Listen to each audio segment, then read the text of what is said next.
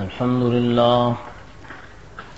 لله نحمده ونستعينه ونستغفره ونؤمن به ونتوكل عليه ونعوذ بالله من شرور أنفسنا ومن سيئات أعمالنا من يهده الله فلا مضل له ومن يضلله فلا هادي له ونشهد أن لا إله إلا الله وحده لا شريك له ونشهد أن سيدنا ومولانا وحبيبنا محمدا عبده ورسوله أما بعد فأعوذ بالله من الشيطان الرجيم بسم الله الرحمن الرحيم ولا تستوي الحسنة ولا السيئة ادفع بالتي هي أحسن فإذا الذي بينك وبينه عداوة كأنه ولي حميم وما يلقاها إلا الذين صبروا وما يلقاها إلا ذو حظ عظيم صدق اللہ العظیم.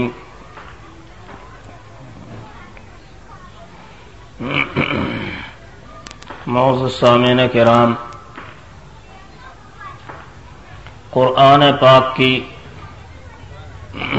ایک آیت مبارکہ آپ کے سامنے پڑھی ہے، اسی سے متعلق چند باتیں عرض کرنے کا ارادہ ہے.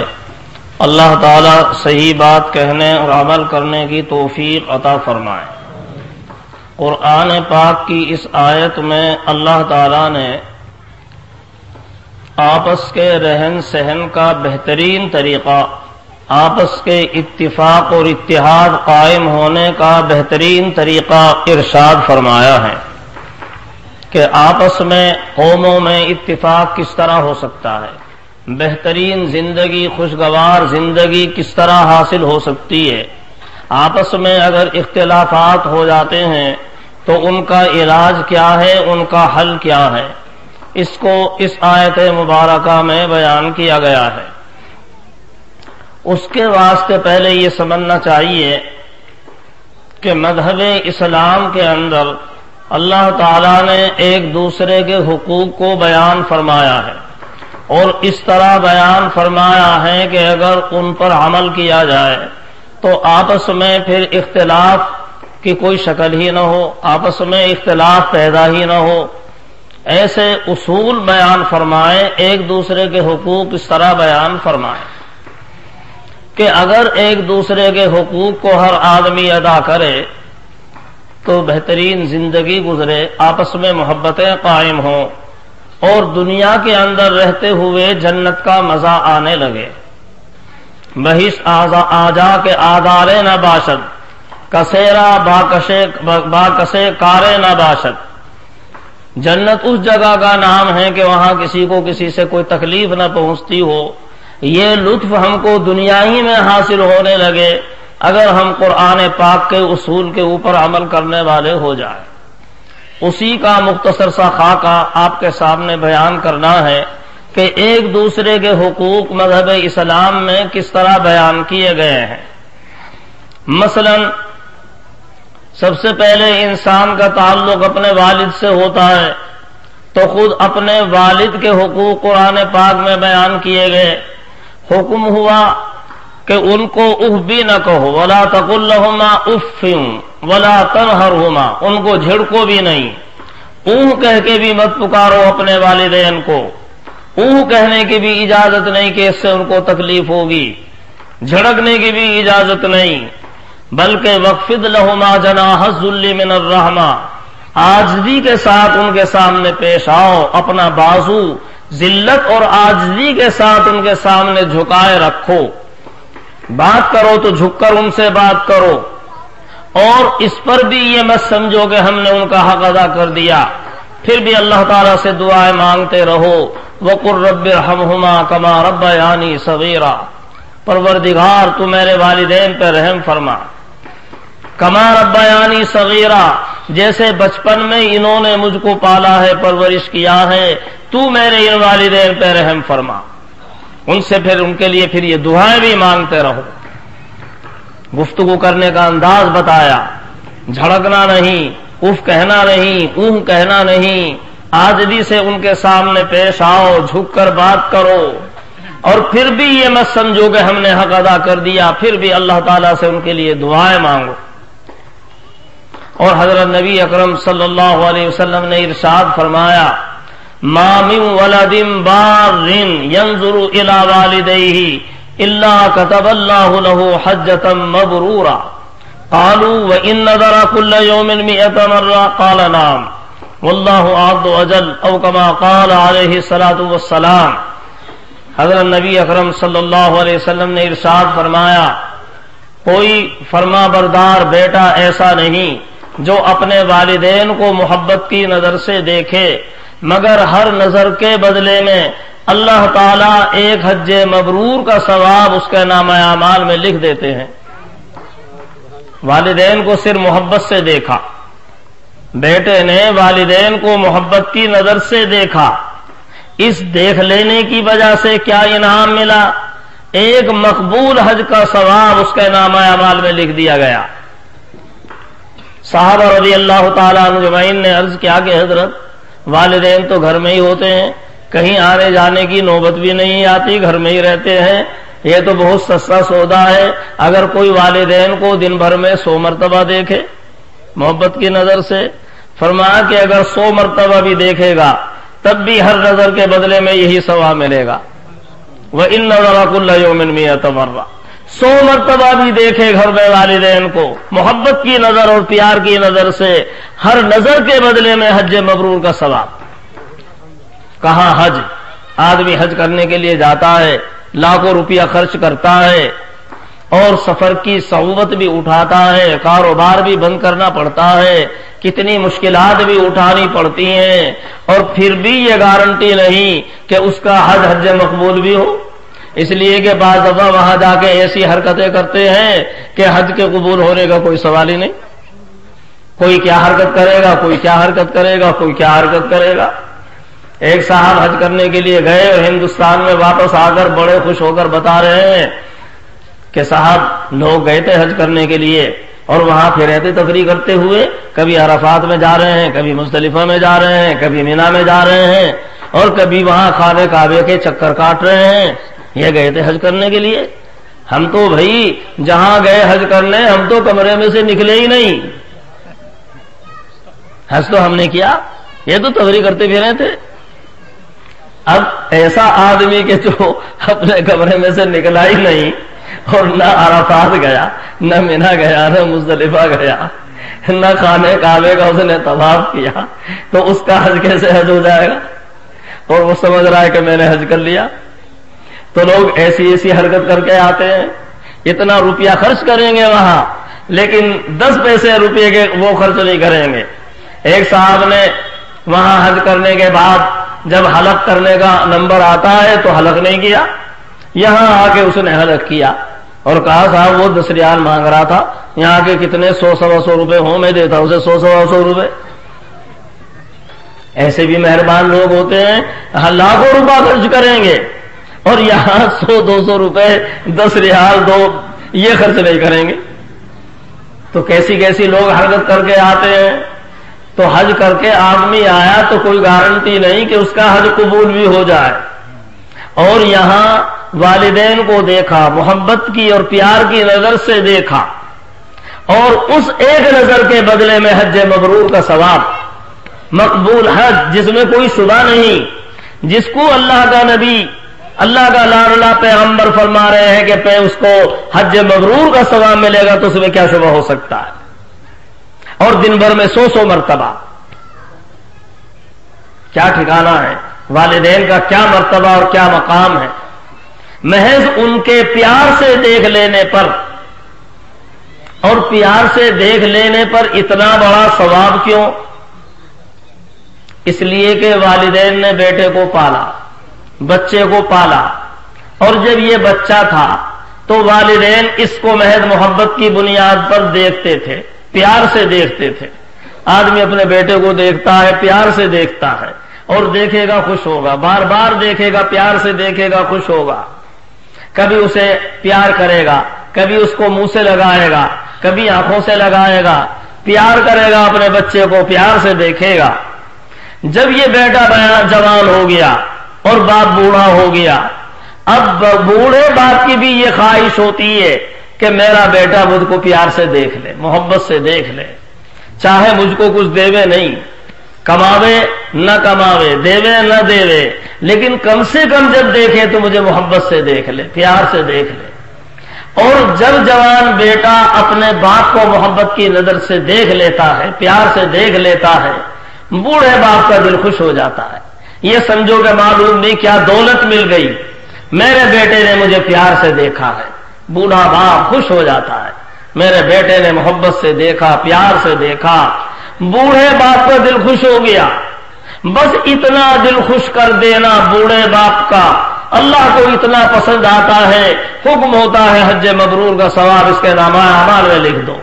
اس نے اپنے بوڑھے باپ کو خوش کیا ہے، اپنے بوڑھے باپ کا دل خوش کر دیا، حج مبرور کا ثواب اس کے نامہ اعمال میں لکھ دو. اور 100 مرتبہ دیکھے تو 100 مرتبہ حج اس کے نامہ اعمال میں لکھ دو. کیا مرتبہ والدین کا.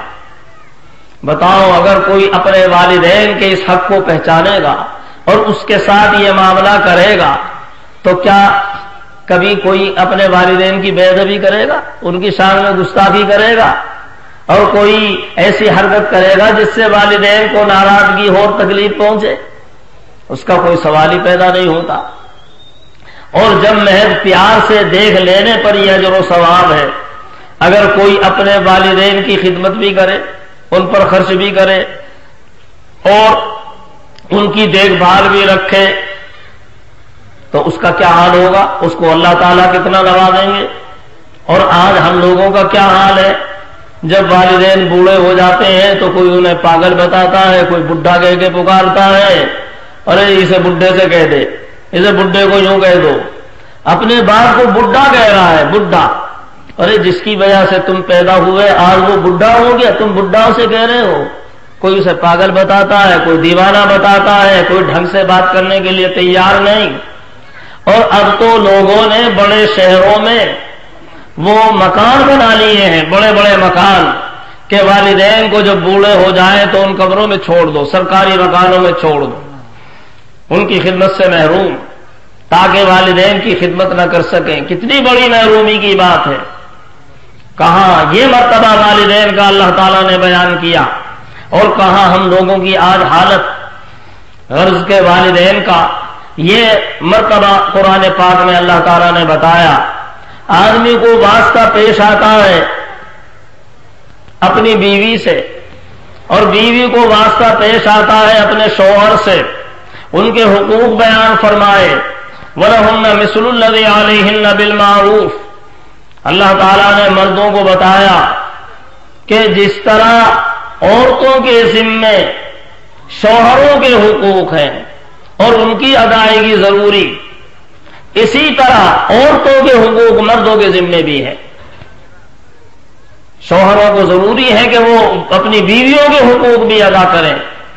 حضرت نبی اکرم صلی اللہ علیہ وسلم نے مرض الوفات میں جہاں اور وصیتیں فرمائی وہاں یہ بھی وصیت فرمائی کہ عورتوں کے ساتھ اچھا سلوک کرنا، اور فرمایا کہ یہ ٹیڑھی پسلی سے پیدا ہوئی ہیں. ٹیڑھی پسلی سب سے ٹیڑھی پسلی کی ہڈی ہوتی ہے، وہ ٹوٹ تو سکتی ہے، سیدھی نہیں ہو سکتی. اگر تم اسے بالکل سیدھا کرنا چاہو تو بالکل سیدھی نہیں ہو سکتی. اس کے ٹیڑھے ہونے کی حالت ہی میں ان سے تم نفع اٹھا لو. اسی طرح عورتوں کے بارے میں حکم ہوا کہ ان کے بارے میں تم اللہ تعالیٰ سے ڈرتے رہنا، ان کے ساتھ حسن سلوک سے پیش آنا. اور فرمایا خیرکم خیرکم لأہلہ وأنا خیرکم لأہلی. تم میں بہترین انسان وہ ہے جو اپنے اہل و عیال کے ساتھ، بیوی بچوں کے ساتھ اچھا سلوک کرتا ہے، حسن سلوک سے پیش آتا ہے اپنے بیوی بچوں کے ساتھ، وہ تم میں بہترین انسان ہے. یعنی اللہ تعالیٰ کے یہاں بہترین انسان وہ ہے جو اپنے بیوی بچوں کے ساتھ حسن سلوک سے پیش آتا ہے. اور فرمایا انا خیرکم لأہلی، میں تم سب کے مقابلے میں اپنے اہل و عیال کے ساتھ اچھا سلوک سے پیش آنے والا ہوں. انا خیرکم لأہلی. اسی طرح عورتوں کو حکم ہوا کہ اپنے شوہروں کی اطاعت کریں، فرما برداری کریں. یہ اجازت نہیں کہ اپنے شوہر کو ناراض کریں.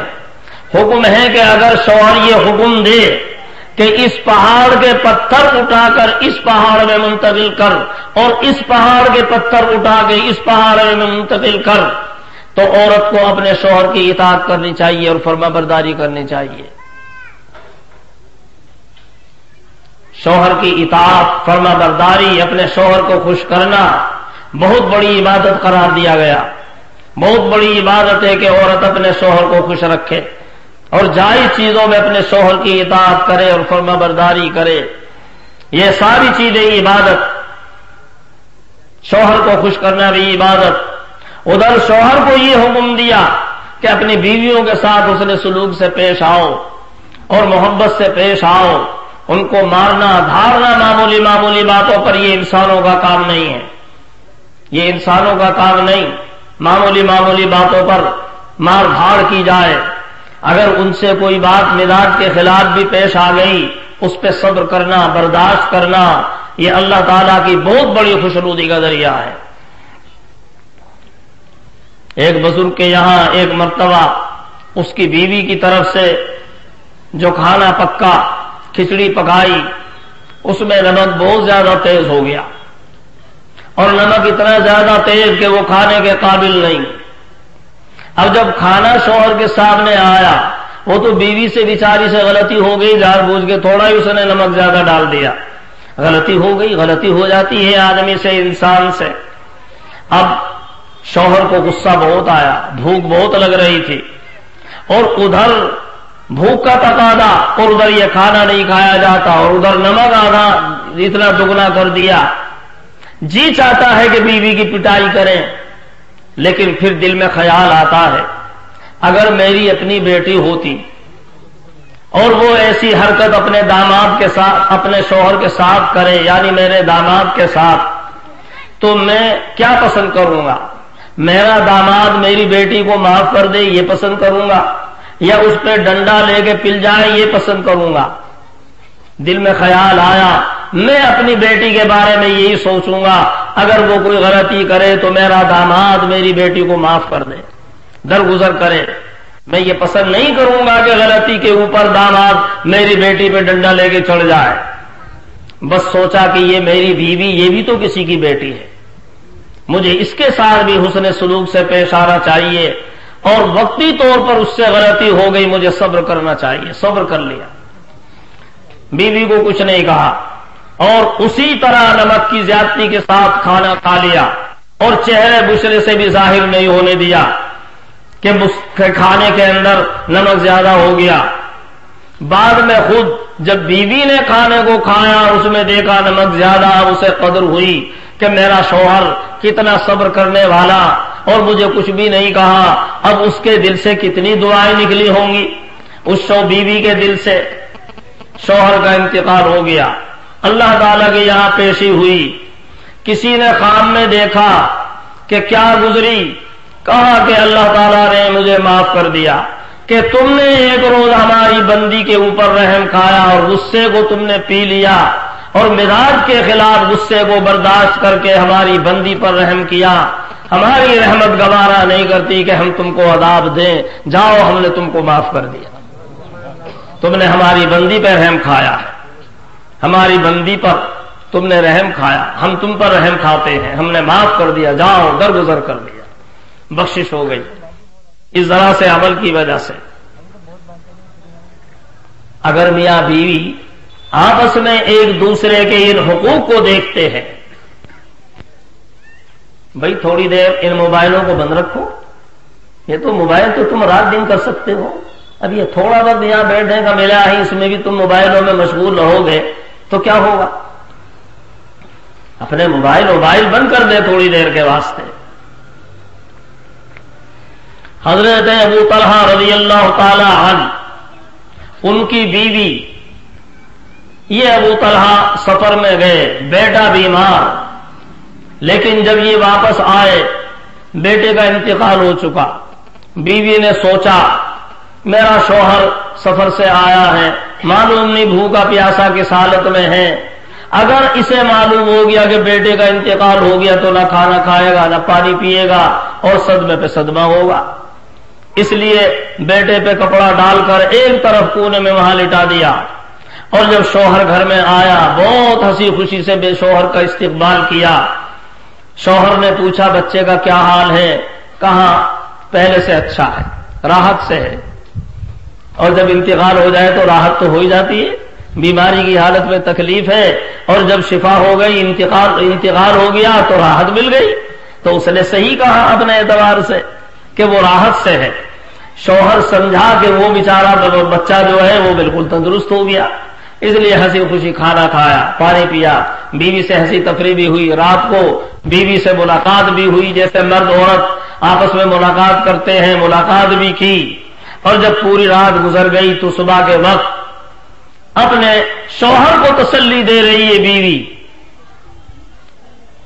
میں نے اپنی پڑوسن سے ایک زیور لیا عاریت پر پہننے کے لیے, ایک مدت تک میں نے پہنا, اب وہ میری پڑوسن اس کا مطالبہ کر رہی ہے, میں اسے واپس کروں کہ نہیں کروں.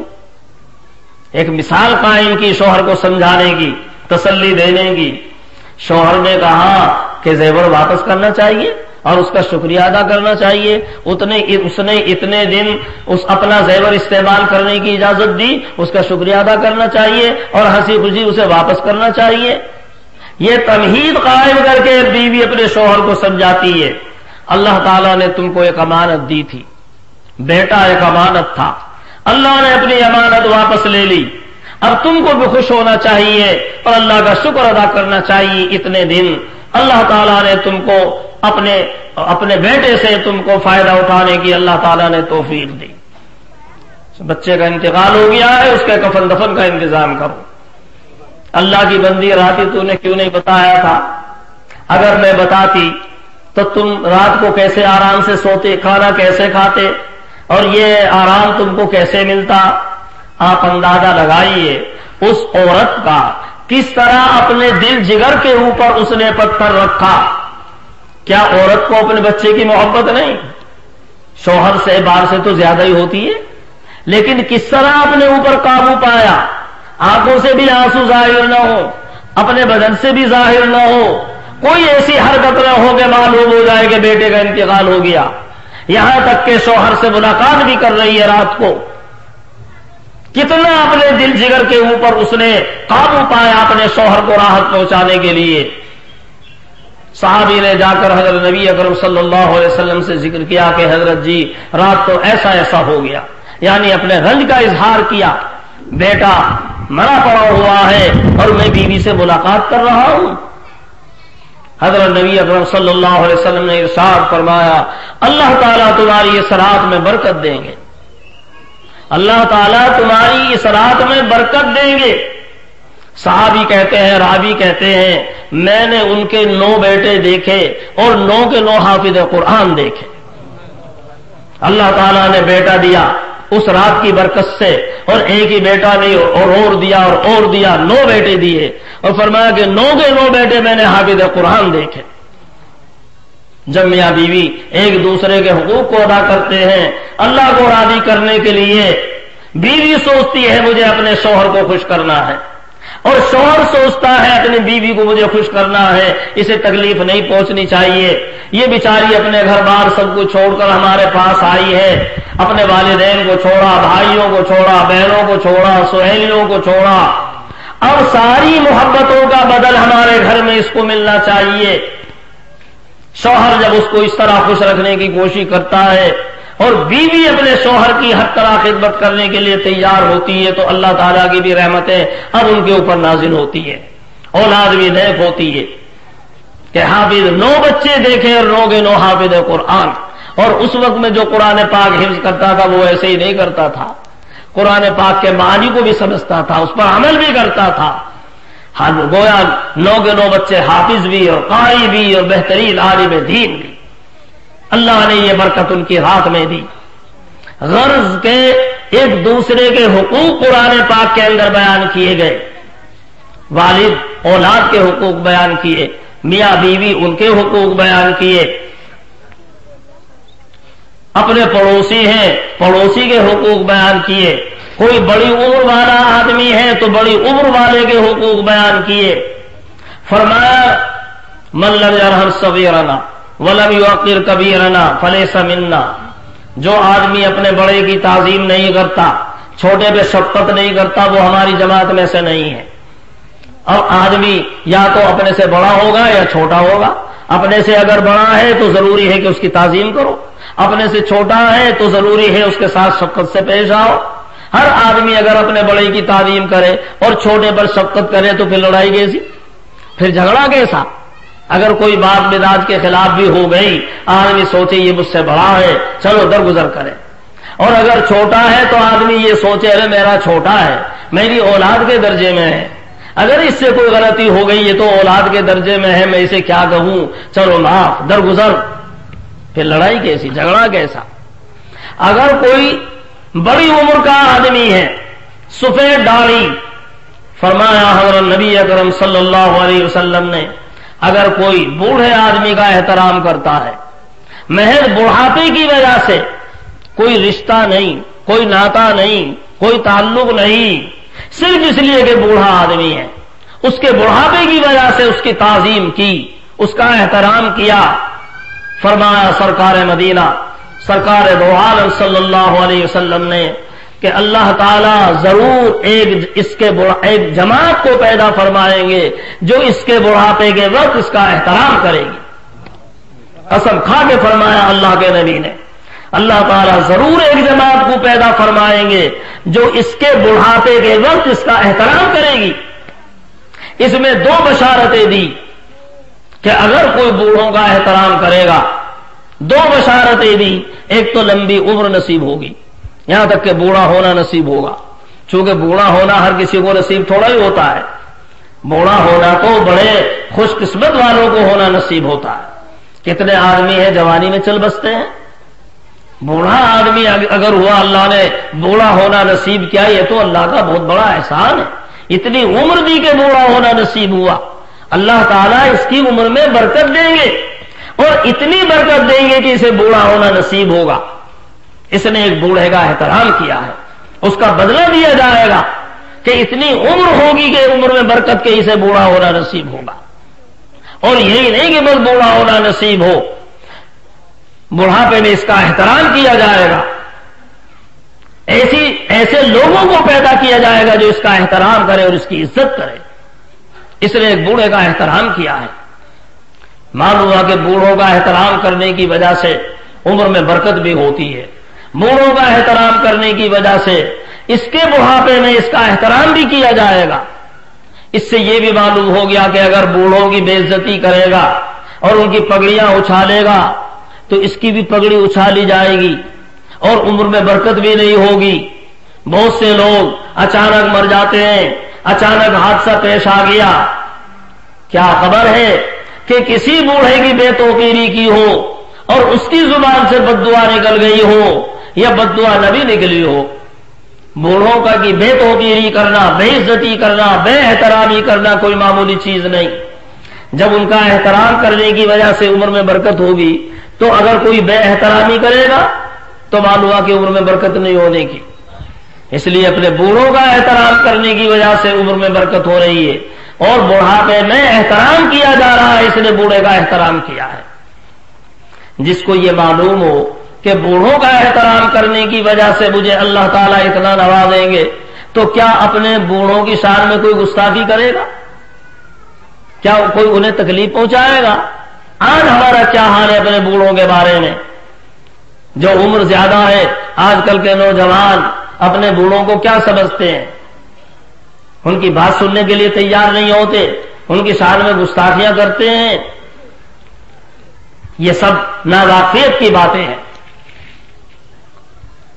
تو ایک دوسرے کے حقوق متعین فرمائے، یہاں تک کہ اپنے پڑوسیوں کے حقوق بیان کیے شریعت کے اندر، اور فرمایا آقا مدنی سرکار دو عالم صلی اللہ علیہ وسلم نے واللہ لا یؤمنو واللہ لا یؤمنو واللہ لا یؤمنو قیل من یا رسول اللہ صلی اللہ علیہ وسلم قال من لم یامن جارہ بوائقہ او کما قال علیہ الصلوۃ والسلام. 3 مرتبہ قسم کھا کے ارشاد فرمایا سرکار مدینہ صلی اللہ علیہ وسلم نے، خدا کی قسم وہ شخص مومن نہیں، خدا کی قسم وہ شخص مومن نہیں، خدا کی قسم وہ شخص مومن نہیں. بتاؤ آپ کا 1 مرتبہ ارشاد فرمانا وہ بھی کافی تھا کہ نہیں، یا اس میں بھی کوئی شک و شبے کی گنجائش تھی؟ اگر کوئی شک و شبہ نبی اکرم صلی اللہ علیہ وسلم کے ارشاد عالی میں شک و شبہ کرتا ہے، ایمان نہیں ہے اس کے پاس.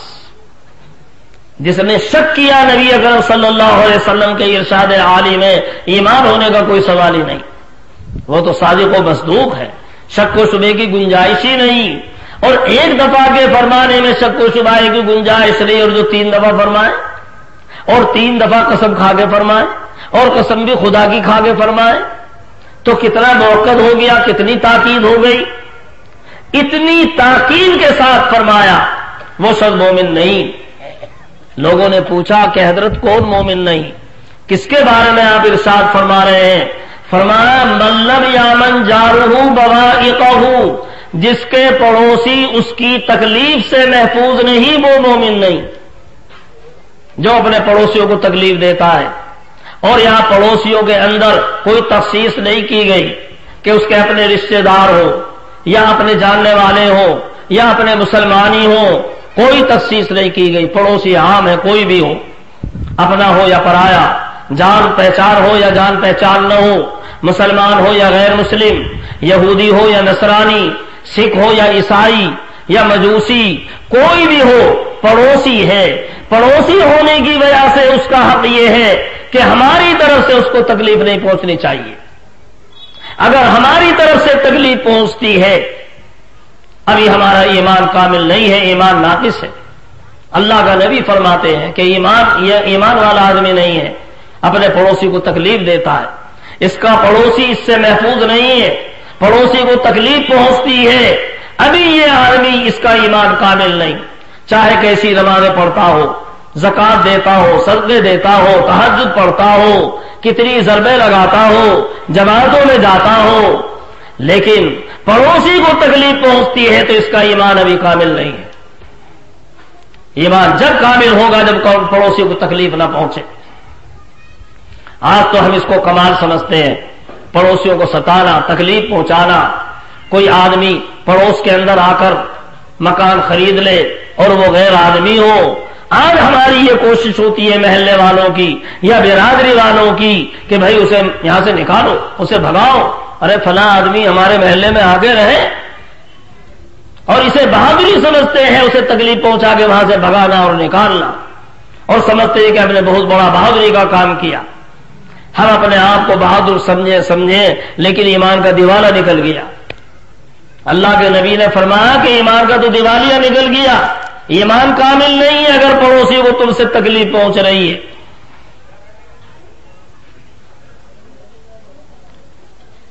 بھگانا آسان ہے لیکن آباد کرنا مشکل ہے، اور یہ بہادری کا کام ہے. گرانا آسان اور گرتے ہو کو اٹھانا یہ مشکل کام ہے، اور یہ بہادری کا کام ہے.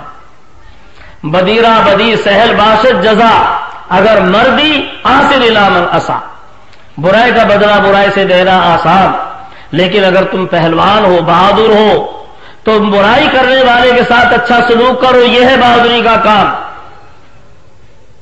برائی کرنے والوں کے ساتھ اچھائی سے پیش آنا یہ بہادری کا کام ہے.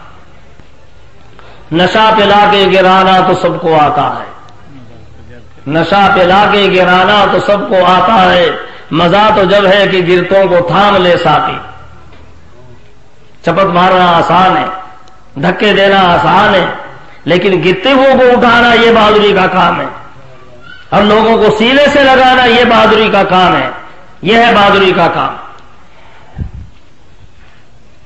اس لیے پڑوسیوں کے بارے میں حکم ہوا کہ کسی پڑوسی کو تم سے تکلیف نہ پہنچے. بتائیے اگر مومن ان حدیثوں پر عمل کرے گا تو اس کے پڑوسی کو کسی کو تکلیف پہنچے گی؟ کوئی سوال پیدا نہیں ہوتا یہاں سے وہاں تک کسی کے پڑوسی کو تکلیف پہنچے. اور فرمایا کہ وہ مومن نہیں ہے کہ جو پیٹ بھر کے رات گزارتا ہے اور اس کا پڑوسی بھوکا ہے، پڑوسی بھوکا ہے اور یہ اپنا پیٹ بھر کے رات گزار رہا ہے، اسے پرواہ نہیں کہ میرے پڑوسی کا کیا حال ہے۔ اور وہ پڑوسی کوئی بھی ہو، مسلمان ہو یا غیر مسلم، کوئی بھی ہو، اگر پڑوسی بھوکا ہے اور ہم پیٹ بھر کے رات گزار رہے ہیں تو ابھی ایمان کامل نہیں ہے۔ ایمان کا تقاضا ہے کہ اپنے پڑوسیوں کی خیر خبر ہو، اپنے پڑوسیوں کے ساتھ حسن سلوک ہو، ان کی دیکھ بھال ہو، کون ضرورت مند ہے کون ضرورت مند نہیں ہے، ان کے ساتھ حسب حیثیت ان کے ساتھ معاملہ ہو، یہ ہے ایمان کا تقاضا۔ تو اپنے پڑوسیوں کے حقوق بھی بیان فرمائے، یہاں تک کہ چھوٹوں کے حقوق بھی بیان فرمائے، یتیموں کے حقوق بھی بیان فرمائے۔ فرمایا کہ اگر کوئی آدمی یتیم کے سر کے اوپر ہاتھ رکھتا ہے، جتنے بال اس کے ہاتھ کے نیچے آئیں گے ہر بال کے بدلے میں ایک نیکی اس کے نام اعمال میں لکھ دی جائے گی۔ اس نے یتیم کے سر پر ہاتھ رکھا ہے، اور کیوں اتنی نیکیاں کیوں ملی؟ اس لیے کہ یتیم کا دل خوش ہو گیا، اس کے سر پہ کوئی ہاتھ پھیرنے والا نہیں۔ والدین اپنے بچوں کے سر پہ ہاتھ پھیرتے ہیں، گود میں لیتے ہیں، گود میں بٹھاتے ہیں، کبھی سر پہ بٹھائیں گے کبھی گود میں بٹھائیں گے، کبھی سر پہ ہاتھ پھیریں گے کبھی منہ پہ ہاتھ پھیریں گے، بچہ خوش ہوتا ہے۔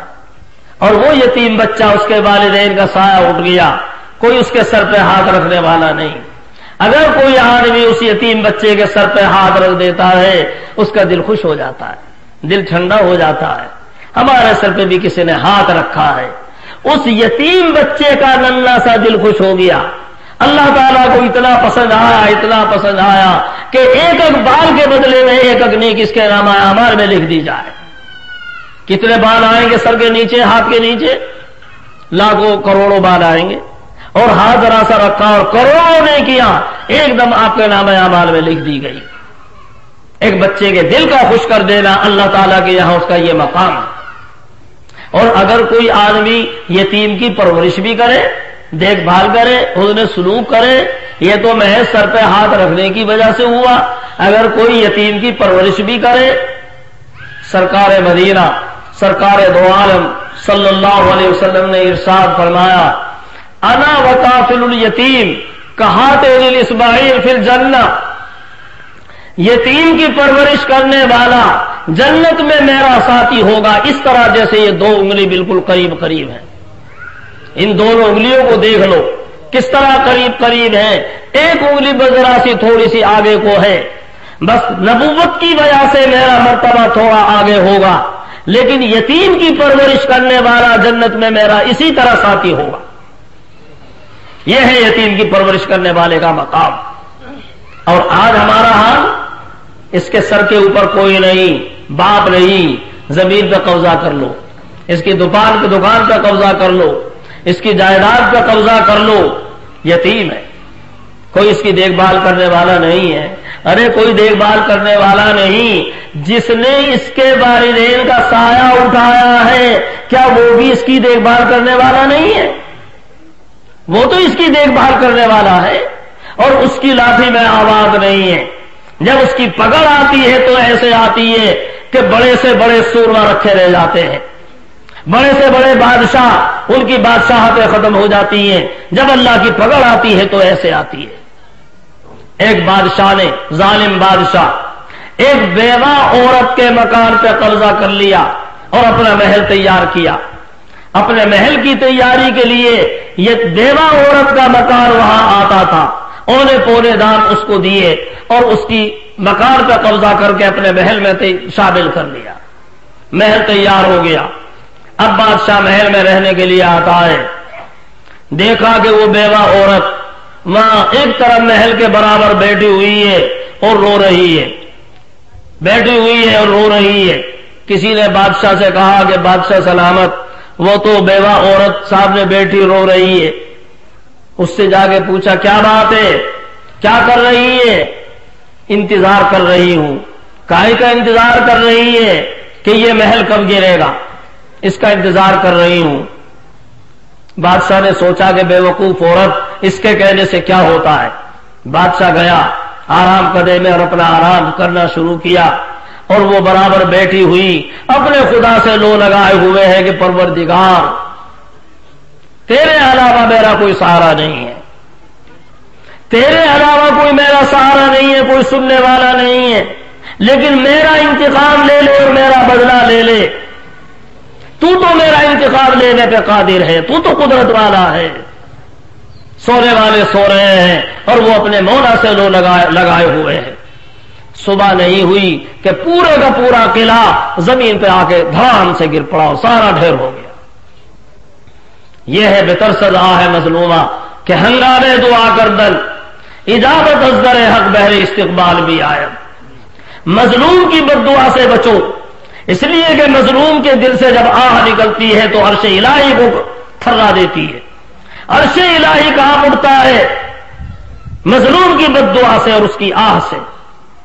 اس لیے مظلوموں پر بد دعا کرنے سے بچو، کب اس کے دل سے آہ نکل جائے اور آدمی کیا سے کیا ہو جائے۔ آج ہم سمجھتے ہیں کہ جس طرح چاہے ظلم کر لو، اس یتیم پہ ظلم کرو، بیوہ پہ ظلم کرو، ان کا کوئی دیکھ بھال کرنے والا نہیں ہے۔ ارے اگر دنیا کے دیکھ بھال کرنے والے نہیں ہیں تو اس کا پیدا کرنے والا تو دیکھ بھال کرنے والا ہے۔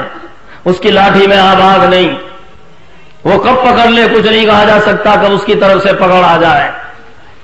تو اللہ تعالیٰ نے بڑوں کے حقوق بھی متعین کیے، والدین کے حقوق بھی بتائے، اولاد کے حقوق بھی بتائے، میاں بیوی کے حقوق بھی بتائے، پڑوسیوں کے حقوق بھی بتائے، یتیم اور بیواؤں کے حقوق بھی بتائے، اور انتہا یہ ہے کہ جانوروں کے حقوق بھی بتائے۔ حکم ہے تمہارے یہاں کوئی جانور ہے اس پہ بھی ظلم کرنے کی اجازت نہیں۔ بھینس ہے، وقت پہ اگر تم پانی نہیں پلاؤ گے تو تمہاری طرف سے ظلم ہوگا، تمہاری پکڑ ہوگی۔ اگر تم نے اس کو دھوپ کے وقت میں جبکہ شدید دھوپ ہو رہی ہے اور تمہارے پاس انتظام بھی ہے، سائے میں نہیں بٹھایا، یہ تمہاری طرف سے ظلم ہوگا، تمہاری پکڑ ہوگی۔ تمہارے گھر میں بلی ہے، اگر بلی پر بھی ظلم کیا تو اس کی بھی اجازت نہیں۔ ایک عورت نے بلی پہ ظلم کیا، باندھ کے رکھا اور اس کو کھانے کو نہیں دیا، پینے کو نہیں دیا، اسے کھولا بھی نہیں، اسی حالت میں مر گئی۔ حضرت نبی اکرم صلی اللہ علیہ وسلم نے فرمایا میں نے اس عورت کو جہنم میں دیکھا اور دیکھا کہ وہ بلی اس کے چہرے کو نوچ رہی ہے۔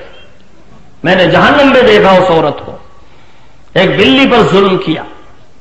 ایک عورت نے کتے پر رحم کھایا کہ اسے پانی پلا دیا، سسک رہا تھا پیاس کی شدت سے، کنویں میں سے پانی نکالا اور کتے کے منہ میں ڈالا، اللہ کو رحم آ گیا اور اسی عمل کی وجہ سے اللہ تعالیٰ نے اس کی بخشش کر دی۔ ہماری ایک مخلوق پر اس نے رحم کھایا ہے، ہماری رحمت گوارا نہیں کرتی کہ ہم اس کو عذاب دیں۔ سرکار دو عالم صلی اللہ علیہ وسلم تشریف لے جا رہے ہیں جنگل میں، ایک باغ سامنے ہے، وہاں ایک اونٹ بلبلاتا ہوا آیا۔ اس نے دیکھا کہ سرکار مدینہ صلی اللہ علیہ وسلم تشریف لے جا رہے ہیں، اونٹ سامنے سے بلبلاتا ہوا آواز کرتا ہوا آیا اور آ کر اس نے اپنا چہرہ، اپنی گردن سرکار مدینہ صلی اللہ علیہ وسلم کے پیر مبارک کے اوپر لا کر رکھ دی۔ حضرت نبی اکرم صلی اللہ علیہ وسلم نے اپنا دست مبارک اس کے سر کے اوپر پھیرا، اپنا ہاتھ پھیرا اور فرمایا من رب ھذا الجمل، اس اونٹ کا مالک کون ہے؟ کون ہے اس اونٹ کا مالک؟ لوگوں نے بتایا کہ جی فلاں فلاں اس کے مالک ہیں۔ آپ نے ان کو بلوایا اور فرمایا کہ اس اونٹ کو میرے ہاتھ فروخت کر دو۔ لوگوں نے بتایا کہ حضرت اسی کے اوپر ہمارا گزر بسر ہے، اس کے علاوہ کوئی کھانے پینے کا ہمارا کوئی روزگار کا ذریعہ نہیں ہے، اس لیے ہم اسے نہیں بیچ سکتے۔ حضرت نبی اکرم صلی اللہ علیہ وسلم نے ارشاد فرمایا کہ میرا منشا بھی خریدنا نہیں، لیکن تمہارے اس اونٹ نے تمہاری شکایت کی ہے۔ ایک شکایت تو یہ کی ہے کہ تم اس کو چارہ پورا نہیں دیتے، اور دوسری شکایت یہ کی ہے کہ تم طاقت سے زیادہ کام لیتے ہو، اس لیے اگر تم اس کو نہیں بیچتے تو ان دونوں چیزوں میں ان کا خیال رکھو، ان جانوروں کا۔ اور فرمایا ان بے بولتے جانوروں میں اللہ سے ڈرتے رہنا، ان بے بولتے جانوروں میں اللہ سے ڈرتے رہنا۔ اللہ تعالیٰ ہی نے تم کو ان کا مالک بنا دیا اور ان کو تمہارے ماتحت بنا دیا ہے۔ اللہ تعالیٰ اس کا الٹا بھی کر سکتا تھا، تم ان کی جگہ ہوتے اور یہ تمہاری جگہ ہوتے، اللہ نے ایسا بھی کر سکتا تھا۔ انسان جانور ہوتا اور یہ جانور انسان ہو کے اس کا مالک ہوتا، یہ بھی تو ہو سکتا تھا۔ اگر نبی اکرم صلی اللہ علیہ وسلم نے ارشاد فرمایا تو جانوروں کے حقوق بھی بیان فرمائے، جانوروں پر بھی ظلم کرنے کی اجازت نہیں دی، ہر ایک کے حقوق کو بیان فرما دیا۔ اس لیے مسلمان کی طرف سے کسی کو تکلیف پہنچے اس کی کوئی گنجائش ہی نہیں، اس لیے مسلمان کی نشانی یہ بیان فرمائی، المسلم من سلم المسلمون من لسانہ و یدہ، مسلمان کی نشانی یہ ہے کہ اس سے کسی کو تکلیف نہیں پہنچتی۔ اس میں یہ کہا گیا ہے کہ اس کے ہاتھ سے زبان سے کسی مسلمان کو تکلیف نہ پہنچے، لیکن یہ مطلب نہیں کہ غیر مسلموں کو تکلیف پہنچے۔ مسلمانوں کو تو اس لیے خاص کیا ہے کہ مسلمان کا مسلمان سے واسطہ پیش آتا ہے ہر وقت، اور جب ان کو تکلیف نہیں پہنچے گی تو دوسروں کو جن سے واسطہ کم پیش آتا ہے ان کو بدرجے اولا تکلیف نہیں پہنچے گی۔ یہ مطلب نہیں ہے کہ غیروں کو تکلیف پہنچائے اور مسلمانوں کو تکلیف نہ پہنچائے، مسلمان کی تو نشانی یہ ہے اس سے کسی کو تکلیف نہ پہنچے، نہ اپنے کو نہ پرائے کو، نہ کسی مسلمان کو نہ کسی ہندو کو، نہ کسی عیسائی کو، نہ سکھ کو، نہ مجوسی کو، کسی کو تکلیف نہ پہنچے، اسے کہتے ہیں مسلمان، کہ اس کے ہاتھ سے یا زبان سے کسی کو تکلیف نہیں پہنچتی، اور اس کا سب اطمینان کرتے ہیں۔ اس کا معاملہ، اس کا کردار اتنا اونچا ہوتا ہے، ہر کوئی اس کا اطمینان کرتا ہے۔ المؤمن من امنہ الناس علی دمائہم واموالہم، مومن تو وہ ہے کہ لوگ اس کا اطمینان کریں اپنی جان کے بارے میں بھی اور اپنے مال کے بارے میں بھی۔ لوگ ہزاروں لاکھوں روپیہ تمہارے حوالے کر کے چلے جائیں اور کہیں کوئی دستخط بھی نہیں اور شہادت بھی نہیں، لکھا پڑھا بھی نہیں، لیکن لوگوں کو یہ اطمینان ہو کہ یہ مسلمان ہے، ہمارا پیسہ ضائع نہیں ہوگا، یہ ایک پیسے کی کبھی نہیں کرے گا، یہ مسلمان ہے، مسلمان دھوکہ نہیں دیتا، مسلمان خیانت نہیں کرتا۔ اپنی بہو بیٹیوں کے بارے میں بھی اطمینان ہو، ہمارے پڑوس میں مسلمان رہتا ہے اور وہ ہماری بہو بیٹی کو غلط نظر سے نہیں دیکھ سکتا، کیونکہ مسلمانوں کے مذہب میں ہر ایک کی بہو بیٹی کی وہی عزت ہے جو اپنی بہو بیٹیوں کی عزت ہے۔ یہ کسی کی بہو بیٹی کو غلط نظر سے نہیں دیکھ سکتا، ان کے یہاں تو کسی کو دیکھنا حرام ہے، ناجائز ہے۔ ہماری بہو بیٹیاں محفوظ ہیں، ہمارے پڑوس میں مسلمان رہتا ہے، کسی کو غلط نظر سے غلط نظر اٹھا کے یہ دیکھ نہیں سکتے۔ اتنا اطمینان ہو، ایسا کردار مسلمان کو پیش کرنا اس کا تقاضا ہے ایمان کا۔ اس کو نبی اکرم صلی اللہ علیہ وسلم نے ارشاد فرمایا ہے۔ یہ تو مسلمان کی ذمہ داری ہوئی، لیکن اگر کوئی دوسرا مسلمان کو تکلیف پہنچائے تو اب کیا کریں؟ اب بھی ہمیں تکلیف پہنچانے کی اجازت ہے کہ نہیں؟ اس کو فرمایا وَإِنْ عَاقَبْتُمْ فَعَاقِبُوا بِمِثْلِ مَا عُوقِبْتُمْ بِهِ، اگر تم بدلہ لینا چاہتے ہو تو جتنی تکلیف تم کو پہنچی ہے اتنا بدلہ لینے کی اجازت، لیکن وہ تو ہے اجازت۔ وَلَئِنْ صَبَرْتُمْ لَهُوَ خَيْرٌ لِلصَّابِرِينَ، اگر صبر کرو تو یہ زیادہ بہتر ہے، یعنی جتنی تکلیف تمہیں پہنچی اگر اتنا بھی بدلہ نہ لو، اسے بھی معاف کر دو تو یہ اعلیٰ اور افضل بات ہے۔ اس لیے فرمایا وَلَا تَسْتَوِي الْحَسَنَةُ وَلَا السَّيِّئَةُ، دیکھو نیکی اور برائی دونوں چیزیں برابر نہیں ہو سکتی، نیکی نیکی ہے، برائی برائی ہے۔ اس لیے اگر کوئی آدمی برائی سے پیش آتا ہے تم اس کی برائی کی وجہ سے اپنی اچھائی کو مت چھوڑو۔ دوسرا آدمی برائی کر رہا ہے تو تم اپنی اچھائی کو کیوں چھوڑتے ہو؟ یہ سمجھو کہ ایک برتن ہے، اس میں پیشاب بھرا ہوا ہے، ایک برتن کے اندر شہد بھرا ہوا ہے، ایک برتن میں دودھ بھرا ہوا ہے، ایک برتن میں پانی بھرا ہوا ہے۔ جس برتن کے اندر پیشاب بھرا ہوا ہے اس کے اندر سے پیشاب نکل رہا ہے۔ اب یہ دودھ والے اور شہد والے جو برتن ہیں، اب اگر یہ سوچیں کہ ان کے اس برتن میں سے چونکہ پیشاب نکل رہا ہے ہمارے اندر سے بھی پیشاب نکلنا چاہیے، تو یہ بے عقلی اور ناسمجھی کی بات ہے کہ نہیں؟ بھائی ان برتنوں کو تو یہ سوچنا ہے اس میں پیشاب بھرا ہوا ہے، پیشاب نکل رہا ہے. ہمارے اندر اللہ تعالیٰ نے بھرنے والے نے ہمارے اندر شہد بھرا ہے، ہمارے اندر تو دودھ بھرا ہے، ہمارے اندر سے تو دودھ ہی نکلے گا، ہمارے اندر سے تو شہد ہی نکلے گا. ایک آدمی برائی کر رہا ہے، گالیاں دے رہا ہے، بدسلوکی سے پیش آ رہا ہے، ہم سوچیں اس کے اندر برائی بھری ہوئی ہے، گالیاں بھری ہوئی ہیں. ہمارے اندر اللہ تعالیٰ نے اچھائیاں رکھی ہیں، اچھے اخلاق رکھے ہیں، ہم اس کی برائی کی وجہ سے اپنی اچھائی کو کیوں چھوڑیں؟ ہمارے اندر سے تو اچھائی نکلنی چاہیے. ایک آدمی گالی دیتا ہے، ہم سلام کریں، وہ برا کہتا ہے، ہم دعا کریں. تو برائی کرنے والے کے ساتھ اچھائی سے پیش آئیں.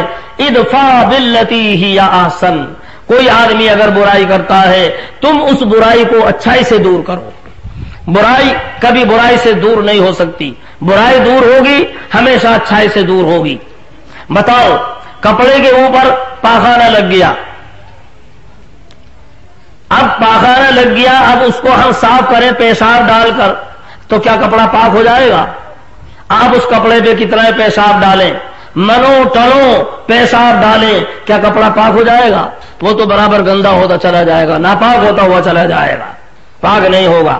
اگر کپڑے کو آپ پاک صاف کرنا چاہتے ہیں ضروری ہے بہترین پاک صاف پانی اس کے اوپر ڈالیں. وہاں پاخانہ ہے، آپ پانی ڈالتے ہیں، وہ پانی جو پینے کے قابل ہے، جسے آپ پیتے ہیں وہی پانی اس پاخانے کے اوپر ڈالتے ہیں. نتیجہ یہ ہوتا ہے کہ پاخانہ ختم ہو جاتا ہے، گندگی ختم ہو جاتی ہے، نجاست ختم اور کپڑا بھی پاک صاف ہو گیا. بس اسی طرح ایک آدمی برائی سے پیش آ رہا ہے، آپ بھی اگر برائی سے پیش آئیں گے یہ برائی کبھی ختم نہیں ہوگی. اس نے گالی دی، آپ نے بھی گالی دی، اس نے تھپڑ مارا، آپ نے ڈنڈا مارا، اس نے ڈنڈا مارا، آپ نے لاٹھی ماری، کیا کبھی لڑائی ختم ہو جائے گی؟ یہ تو پھیلتی چلی جائے گی، پھیلتی چلی جائے گی، کبھی ختم نہیں ہوگی. یہ تو گھروں کو بھی تباہ کرا دے گی، محلوں کو بھی تباہ کرا دے گی. اگر چاہتے ہو کہ لڑائی ختم ہو، جھگڑا ختم ہو، اس کی تو شکل یہی ہے، اس نے گالی دی، آپ گالی کا بدلہ گالی سے نہیں، آپ سلام سے پیش آئیں. جب وہ ملے تو آپ اسے سلام کریں، وہ بد دعا کرے آپ دعا دیں، وہ برا کہے آپ اس کو سلام کریں، اچھائی سے محبت سے پیش آئیں. جب برائی کا بدلہ آپ اچھائی سے دیں گے کیا ہوگا؟ پھر یہ ہوگا. سرکار دو عالم صلی اللہ علیہ وسلم ایک سفر سے تشریف لا رہے ہیں، دوپہر کا وقت ہے، پورا قافلہ آپ کے ساتھ ہے، دوپہر کا وقت، آرام کا تقاضا، چھوٹے چھوٹے درخت وہاں موجود ہیں. صحابہ رضی اللہ تعالی عنہ اجمعین درختوں کے نیچے آرام کرنے کے لیے لیٹ گئے، اور ایک درخت جس کا سایہ زیادہ تھا حضرت نبی اکرم صلی اللہ علیہ وسلم کے لیے چھوڑ دیا. حضرت نبی اکرم صلی اللہ علیہ وسلم نے اپنا کپڑا اس کے نیچے بچھایا، ہتھیار جو تلوار وغیرہ تھی وہ درخت کے اوپر لٹکائی اور آرام فرمانے لگے. ایک یہودی دشمن جو پہلے سے موقع کا منتظر تھا کہ سرکار دو عالم صلی اللہ علیہ وسلم یہاں کو گزریں گے، بعض کے دلوں میں فطری دشمنی ہوتی ہے، اللہ کے ایسے نیک بندوں سے بھی دشمنی کرنے والے ہوتے ہیں، اس لیے وہ موقع کا منتظر تھا. یہاں آ کے لیٹے، آرام کریں اور میں حملہ کر کے ختم کر دوں. چنانچہ جب دیکھا کہ سب قافلہ آرام سے سو رہا ہے اور حضرت نبی اکرم صلی اللہ علیہ وسلم بھی سو رہے ہیں، وہ دشمن یہودی آیا اور تلوار اٹھائی، حضرت نبی اکرم صلی اللہ علیہ وسلم ہی کی تلوار لی اور اس کو سوتا حملہ کرنے کے لیے اٹھایا، حملہ کرنے کے لیے.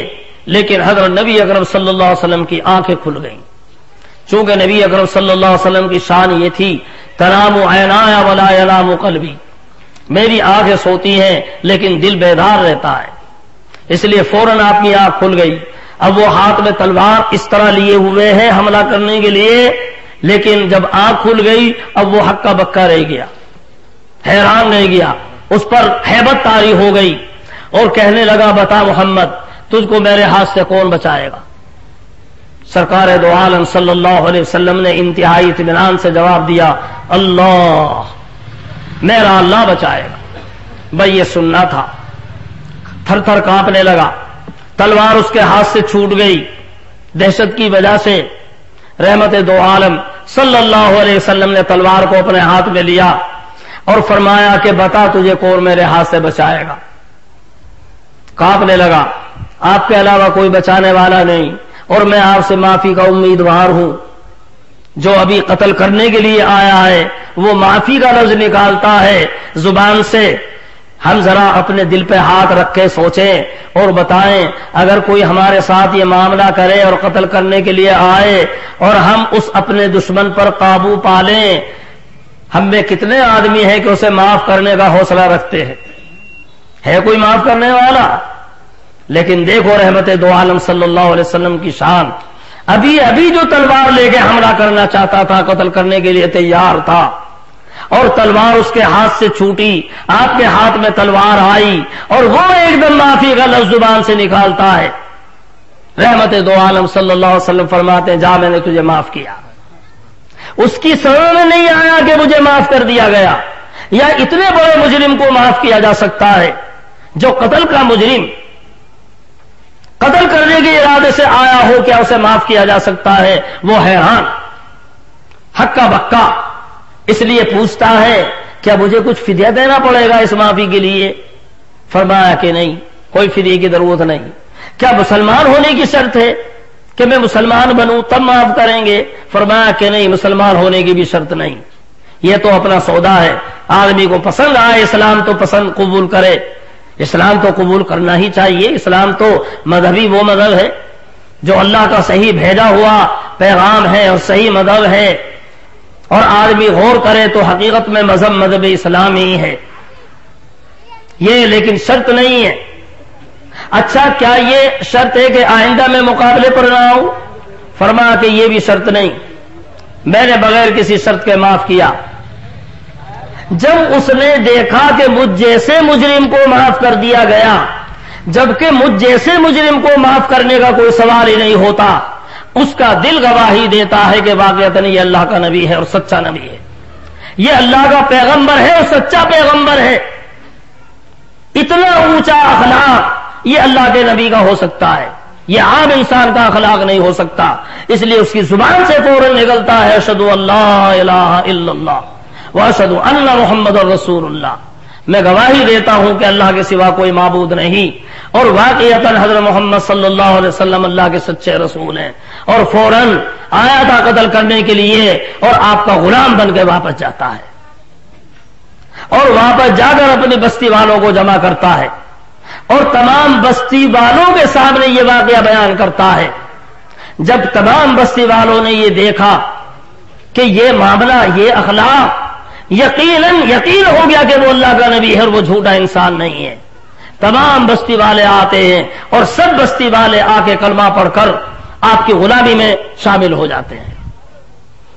یہ ہے وہ اخلاق، ادفع باللتی ہی احسن، جب تم برائی کو اچھائی سے دور کرو گے، فَإِذَا الَّذِي بَيْنَكَ وَبَيْنَهُ عَدَاوَةٌ كَأَنَّهُ وَلِيٌّ حَمِيمٌ، تمہارا دشمن تمہارا جگری دوست بن جائے گا، جو تمہارا جان کا دشمن تھا وہ تمہارا جگری دوست بن جائے گا جب تم اس کے اوپر عمل کرو گے۔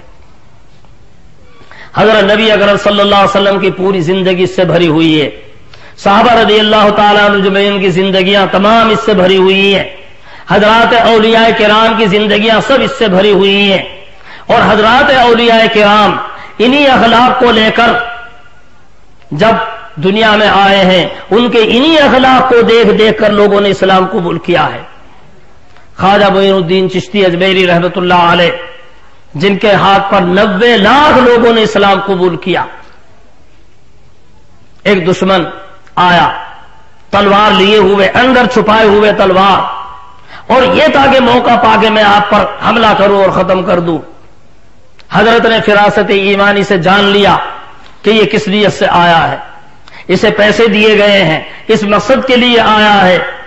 آپ نے اس کو مہمان بنایا، کھلایا پلایا، اس کی عزت کی اور اس کی مہمان نوازی کی، اور جب ہر طرح مہمان نوازی سے فارغ ہو گئی، اطمینان سے بیٹھ گئے، اب حضرت نے مسکرا کے فرمایا کہ تم جس مقصد کے لیے آئے ہو اپنا کام پورا کرو، جس مقصد کے لیے آئے ہو اپنا کام پورا کرو۔ جب اس نے سمجھ لیا کہ حضرت میرے منشا کو جان گئے کہ میں کس مقصد کے لیے آیا ہوں، اور اس کے باوجود میرے ساتھ یہ معاملہ کیا، جبکہ جاننے ہیں کہ میں دشمن ہوں، انہیں معلوم ہے کہ میں قتل کرنے کے لیے آیا ہوں، اور پھر میرے ساتھ یہ سلوک کیا جا رہا ہے، فوراً وہی قدموں میں پڑتا ہے اور وہی کلمہ پڑھ کے غلامی کا اقرار کر کے واپس ہوتا ہے اور اپنے لوگوں کو جا کے بتاتا ہے، اور وہ لوگ بھی آتے ہیں اور کلمہ پڑھ کے اسلام میں داخل ہوتے ہیں۔ یہ اخلاق تھے ہمارے یہ اولیاء کرام، یہ ان اخلاق کو لے کر جدھر کو گزرے ہیں وہاں اسلام پھیلتا چلا گیا۔ لوگ کہتے ہیں کہ اسلام تلوار سے پھیلا ہے، ہم بھی کہتے ہیں ہاں تلوار سے پھیلا ہے، لیکن کون سی تلوار؟ وہ محبت کی تلوار تھی، وہ اخلاق کی تلوار تھی۔ مسلمان اخلاق کی تلوار لے کر اور حسن اخلاق کی تلوار لے کر اور محبت اور الفت کی تلوار لے کر جدھر کو نکلا ہے، اور لوگوں کے سامنے ان کے اخلاق آئے ہیں، ان کی امانت آئی ہے، ان کی دیانت آئی ہے۔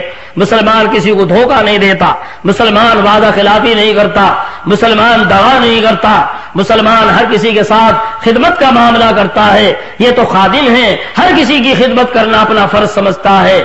جب لوگ دیکھتے ارے مسلمانوں کا مذہب تو اتنا اونچا مذہب ہے، لوگ آتے اور اسلام قبول کرتے اور اس کو قبول کرتے اور اسلام میں داخل ہوتے۔ حضرت امام اعظم ابو حنیفہ رحمۃ اللہ علیہ، بھائی وقت کافی ہو گیا، آپ اگر آج سوچیں گے کہ بھائی یہ تو ختم کرنے کا نام نہیں لیتا، اس لیے میں جلدی ختم کرتا ہوں۔ حضرت امام اعظم ابو حنیفہ رحمۃ اللہ علیہ، ہم سب ان کی طرف اپنی نسبت کرتے ہیں اور حنفی الحمدللہ کہلاتے ہیں، اور ہمیں فخر ہے حنفی کہلاتے ہیں، لیکن ان کے حالات کو بھی دیکھیں۔ رات کو کبھی سوتے نہیں تھے، پوری رات اللہ کی عبادت کرتے تھے، 40 برس عشاء کے وضو سے فجر کی نماز پڑھی، دوپہر کے وقت قیلولے کی نیت سے کہ قیلولہ کرنا سنت ہے آرام فرماتے تھے، اور اس وقت ایک ایسے نیک بندوں کے بھی دشمن ہو جاتے ہیں۔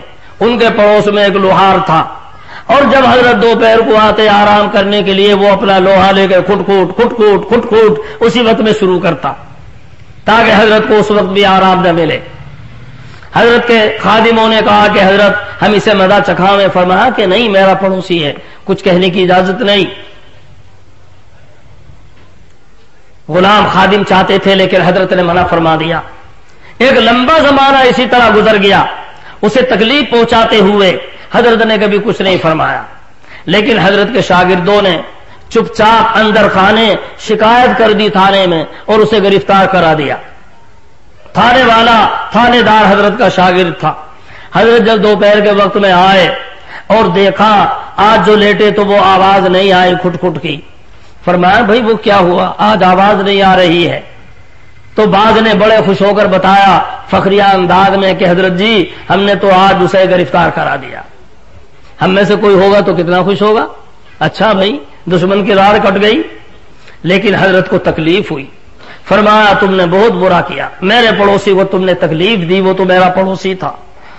اور فوراً سواری منگائی، سواری پر سوار ہوئے اور فوراً تھانے پہنچے۔ جو تھانے دار تھا اس نے کہا حضرت کیوں تکلیف فرمائی، میں خود حاضر ہو جاتا، آپ مجھے اطلاع کر دیتے۔ فرمایا کہ نہیں، میرا ہی کام تھا، میرے پڑوسی کو غلط شکایت کر کے کسی نے گرفتار کرا دیا، اس کی سفارش کے لیے آیا ہوں، اسے آپ رہا کر دیجئے۔ وہاں تو کہنے کی دیر تھی، فوراً رہا کر دیا۔ اور جب اس نے دیکھا کہ مجھ کو رہا کرانے کے لیے اور میری سفارش کرنے کے لیے وہ شخص آیا ہے جسے تکلیف پہنچاتے ہوئے مجھے مدت گزر گئی اور ایک لمبا زمانہ گزر گیا اسے تکلیف پہنچاتے ہوئے، اب اس کے دل میں ندامت ہوتی ہے، شرمندگی ہوتی ہے، میں کتنا گندا انسان اور یہ کتنا اونچا انسان اپنے مخالف اور اپنے دشمن کی سفارش کے لیے آ رہا ہے۔ فوراً قدموں میں گرا، معافی مانگی، حضرت معافی چاہتا ہوں اور اپنی غلامی کے لیے قبول کر لیجئے۔ واپس آیا، حضرت کے گھوڑے کی رکاب پکڑے ہوئے غلاموں کی طرح خادموں کی طرح آگے آگے آ رہا ہے اور پوری زندگی آپ کی غلامی میں پھر گزار دی۔ تلواروں کے ذریعے جسم پہ قبضہ کر سکتے ہیں لیکن دلوں پہ قبضہ نہیں کر سکتے۔ اخلاق وہ چیز ہے کہ اس کے ذریعے سے دلوں پہ قبضہ کیا جاتا ہے۔ یہ تھے وہ اخلاق جن کے ذریعے سے اسلام پھیلتا تھا، جن کے ذریعے سے محبتیں پیدا ہوتی ہیں اور الفتیں پیدا ہوتی ہیں۔ یہی امام اعظم ابو حنیفہ رحمۃ اللہ علیہ ایک دفعہ رستے میں جا رہے ہیں، ایک شخص نے گالیاں دینا شروع کی، حضرت سنتے رہے اور چلتے چلتے چلتے حضرت کا مکان قریب آ گیا۔ جب مکان قریب آ گیا تو حضرت وہیں ٹھہر گئے اور فرمایا کہ بھائی میرا مکان قریب آ گیا، تمہاری گالیاں باقی رہ گئی ہوں گی اور تمہارے دل میں ارمان باقی رہ گیا ہوگا، اس لیے میں کھڑا ہو جاتا ہوں، تم اپنی تمنا پوری کر لو، جتنی گالیاں دینی ہے دے دو، چونکہ پھر مجھے مکان پہ جانا ہے۔ وہاں کھڑے ہو گئے، بھائی یہ سننا تھا، وہ نادم ہوا، شرمندہ ہوا، پیروں میں گرا، حضور معاف فرما دیجئے، معافی چاہتا ہوں، مجھے بتایا گیا تھا کہ اب ابو حنیفہ سے بڑھ کر کوئی آدمی زیادہ حلم والا اور بردبار نہیں ہے، میں تو آزمانے کے لیے آیا تھا، معافی چاہتا ہوں، اور غلامی میں داخل ہوتا ہے۔ اور ایک نہیں کتنے واقعے ہیں جو امام اعظم ابو حنیفہ رحمۃ اللہ علیہ کے ساتھ پیش آئے ہیں، ہم تو آج ان کو سوچ بھی نہیں سکتے۔ ایک شخص آیا، حضرت مکان پر چڑھے، دوسری منزل پہ جا رہے ہیں، ایک آدمی آیا اور آگے کہا کہ حضرت جی ایک مسئلہ معلوم کرنے کے لیے آیا ہوں۔ حضرت اوپر سے نیچے اتر کر آئے اور ابھی ایک دو سیڑھی باقی تھی، کہنے لگا کہ حضرت میں تو بھول گیا۔ حضرت واپس چلے گئے، ابھی اوپر پہنچے تھے کہ جی یاد آ گیا، ذرا بتا دیجئے۔ حضرت پھر اوپر سے نیچے آئے اور نیچے اترنے والے تھے، کہا کہ جی بھول گیا، اور پھر حضرت اوپر گئے اور پھر کہا کہ جی یاد آ گیا۔ 10 مرتبہ یہ حرکت کی اس شخص نے۔ بتاؤ ہمارے ساتھ تو کوئی ایک دفعہ بھی کرے تو تھپڑ ماریں گے کہ نہیں؟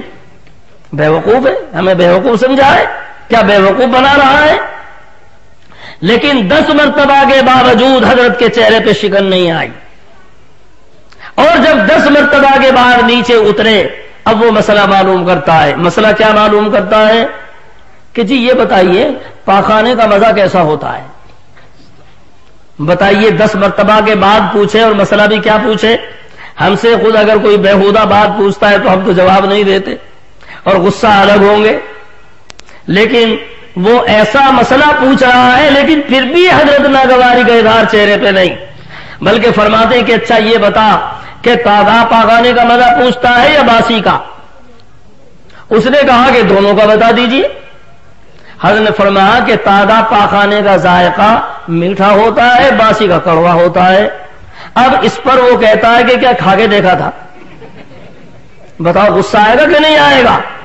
لیکن حضرت فرماتے ہیں کسی چیز کو جاننے کے لیے اس کا چکھنا اور کھانا ہی ضروری نہیں، بات چیزیں بغیر چکھے ہوئے بھی معلوم ہو جاتی ہیں قرائن سے۔ ہم نے دیکھا کہ جب پاخانہ تازہ ہوتا ہے تو مکھی اس پر بیٹھتی ہے، اور کڑوے پہ جب باسی ہو جاتا ہے تو نہیں بیٹھتی، اور ادھر ہم نے دیکھا کہ مکھی میٹھی چیز پہ بیٹھتی ہے۔ ہم نے سمجھا کہ تازہ پاخانے میں مٹھاس ہوتا ہے تبھی تو مکھی بیٹھتی ہے، اور جب باسی ہو گیا مٹھاس ختم ہو گیا تبھی مکھی اس پہ نہیں بیٹھتی۔ اس سے سمجھ میں آیا کہ تازہ پاخانے کا ذائقہ میٹھا اور باسی کا کڑوا۔ بھئی یہ سننے کے بعد وہ سب پیروں میں گرتا ہے، معافی چاہتا ہے کہ حضرت میں معافی چاہتا ہوں، مجھے یہ بتایا گیا تھا کہ روئے زمین پر ابو حنیفہ سے بڑھ کر کوئی آدمی حلم والا نہیں ہے، میں تو آزمانے کے لیے آیا تھا اور میں نے جیسا سنا تھا اس سے بڑھ کر پایا، میں معافی چاہتا ہوں۔ بھائی اللہ تعالیٰ کے اولیاء سب کا عمل یہی رہا ہے اور انہی اخلاق کے ذریعے سے اسلام پھیلا۔ حضرت مولانا حسین احمد صاحب مدنی نور اللہ مرقدہ سبق پڑھا رہے ہیں، بخاری شریف کا سبق ہو رہا ہے، ایک طالب علم پرچی دیتا ہے، طالب علم اپنا پڑھنے والا اور پرچی دے رہا ہے بخاری شریف کے سبق میں، اور اس پہ کوئی سوال نہیں ہے، اس پہ یہ لکھا ہے حضور ہم نے سنا ہے کہ آپ حرامی ہیں، یعنی ولد الزنا ہیں۔ ایک طالب علم اور سبق میں بخاری شریف کے یہ کہے اپنے استاد کو، بتاؤ استاد کو غصہ آئے گا کہ نہیں آئے گا؟ اسے بھگائے گے کہ نہیں؟ مدرسے سے اخراج بھی کریں گے کہ نہیں کریں گے؟ لیکن حضرت کے چہرے پہ شکن نہیں آتی۔ حضرت فرماتے ہیں میرے والدین کے نکاح کے گواہ ابھی موجود ہیں، اور جس کا نکاح گواہوں کی موجودگی میں ہوا ہو اس سے جو اولاد پیدا ہوتی ہے وہ حلالی ہوتی ہے، حرامی نہیں ہوتی. اس لیے مجھے حرامی کہنا صحیح نہیں ہے، میں حلالی ہوں. میرے والدین کے نکاح کے گواہ بھی موجود ہیں، اور یہ کہہ کر چہرے پہ شکل لائے بغیر پھر سبق شروع کر دیا. نہ یہ دیکھا کہ کون طالب علم ہے، نہ یہ دیکھا کہ اس کا اخراج ہو، نہ اسے برا کہا نہ بھلا کہا. یہ تھے اخلاق ہمارے بزرگوں کے. وقت نہیں ہے، آپ حضرات بھی تھکے ہوئے اور عادی بھی نہیں ہیں، ورنہ تو بھائی اللہ کے نیک بندوں کے واقعات، حضرت نبی اکرم صلی اللہ علیہ وسلم کے اخلاقی واقعات اور اولیاء کرام کے واقعات اخلاق کے، کہ ان کے ان اخلاق کے ذریعے سے کس طرح اسلام پھیلا ہے، بھائی یہی صبح ہو جائے گی. آپ کو بھی فجر نماز یہی پڑھنی پڑے گی اور ہم کو بھی یہی پڑھنی پڑے گی. اور آئندہ پھر کبھی اگر موقع ہوگا جلسے ولسے کا، بھائی فلاں کی تقریر ہے، تو آپ پھر گھروں سے نکل کے نہیں آنے کے، بھائی وہ مولوی تو صبح فجر کر دے گا ہی، اس لیے بس کیا تقریر سننے جاویں. اس لیے بس اچھا ہے کسی کے اوپر اکتفا کر لیں اتنے کے اوپر، تاکہ آئندہ اگر کبھی آنے جانے کا موقع ہو تو آپ بھی آ سکے سننے کے لیے.